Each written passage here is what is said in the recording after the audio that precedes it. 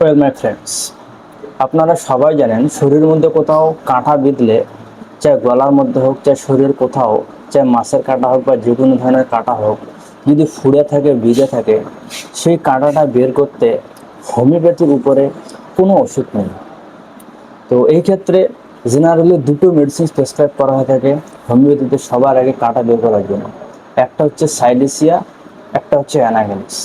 আমি এই ভিডিওতে বলবো কোনটা বেস্ট, কোন ক্ষেত্রে কোন ওষুধটা বেশি কার্যকর হয়ে থাকে। গলার মধ্যে ভিজে থাকে সেক্ষেত্রে সাইলেসিয়া 200 শেষ পর্যন্ত সব থেকে ভালো কাজ করে থাকে।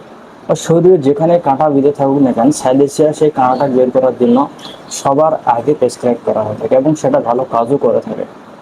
তবে একটা জিনিস মাথায় রাখতে হবে, কোন ক্ষেত্রে আপনাদের অ্যানাগেলিস ভালো কাজ করে। যদি বংশে বা যার কাঁটার সমস্যা নিয়ে আপনার কাছে আসছে কাঁটাটা বের করার জন্য, বা সাইলেসিয়া যাকে আপনি প্রেসক্রাইব করতে চান, তার বংশে বা তার মধ্যে যদি কারো টিউবারকুলোসিস রোগ থাকে, টিবি হয়ে থাকে, বা তার কফের একটা টেন্ডেন্সি থেকে থাকে, সেক্ষেত্রে সাইলেসিয়া তার জন্য ক্ষতিকারক হতে পারে। সেই জন্য এই ক্ষেত্রে আপনারা অ্যানাগেলিস প্রেসক্রাইব করবেন।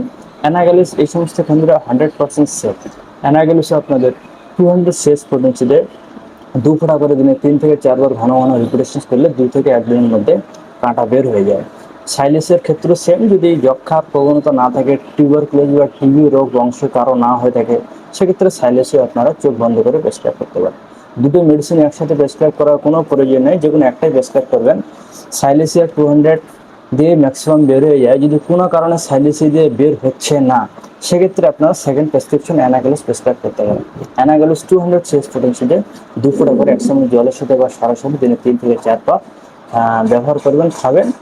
মোটামুটি 2 থেকে 3 দিনের মধ্যেই কাঁটা বের হয়ে যায়। ম্যাক্সিমাম ক্ষেত্রে 2 থেকে 1 ডোজে 1 দিনের মধ্যেই, ঘন্টা খানেকের মধ্যেই কাঁটা বের হয়ে যায়।